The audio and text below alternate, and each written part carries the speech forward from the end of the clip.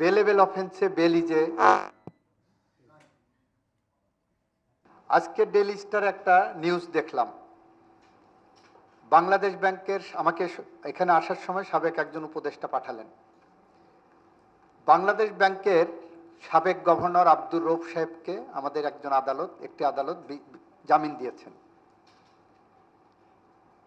এবং স্টোরিটা এমনভাবে করা হয়েছে তাতে মনে হয়েছে যে বাংলাদেশ সরকার এবং গভর্নমেন্ট এই কোর্ট কাছারি তাদেরকে ইন্ডালজেন্স দিচ্ছে।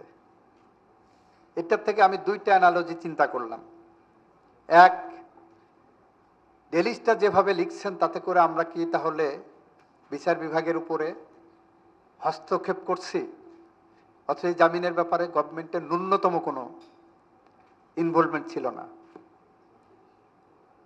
তারপরে আমি যখন এই ডেইলি স্টার রিপোর্টটা পড়লাম, পড়ার পরে আমি কল দিলাম সংশ্লিষ্ট কর্মকর্তাকে, আমাদের আইন কর্মকর্তাকে। ফাইলটা খুঁজে দেখে বের করে দেখা গেল মামলাটা করেছিলেন 420, 406, 506 ধারা সহ।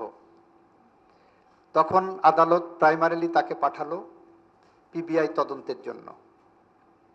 এই অভিযোগের একটা তদন্ত রিপোর্ট আসলো, তার বিরুদ্ধে 506-এর প্রাথমিক সত্যতা পাওয়া গেছে।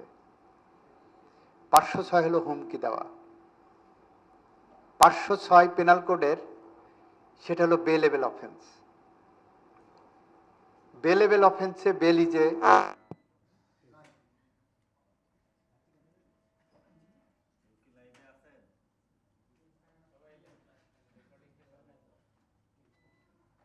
এখন যদি আদালত ওনাকে কাস্টডিতে পাঠাতেন তাহলে বলতো যে আমরা প্রিপারেশন করছি।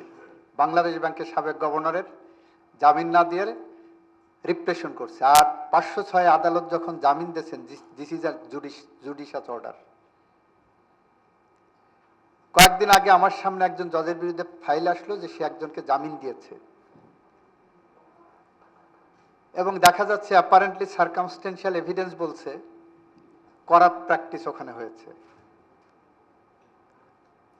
কিন্তু আমি দেখলাম যে আমি যদি এখন এই কারণে তার বিরুদ্ধে ডিসিপ্লিন আনি তাহলে এটা জুডিশিয়াল ফাংশনের মধ্যে ইন্টারফেয়ারেন্স হবে।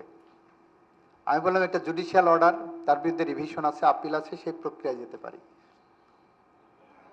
আমরা চেষ্টা করে যাচ্ছি, আমাদের ভুল হতে পারে, তবে আমাদের চিন্তা স্বচ্ছ, আমরা সামনের দিকে এগোতে চাচ্ছি। আমাদের মাননীয় প্রধানমন্ত্রী ইতিমধ্যেই তার ব্যক্তিগতভাবে যে পদক্ষেপগুলো নেওয়ার চেষ্টা করছেন যতটা সম্ভব স্বচ্ছতার মধ্য দিয়ে।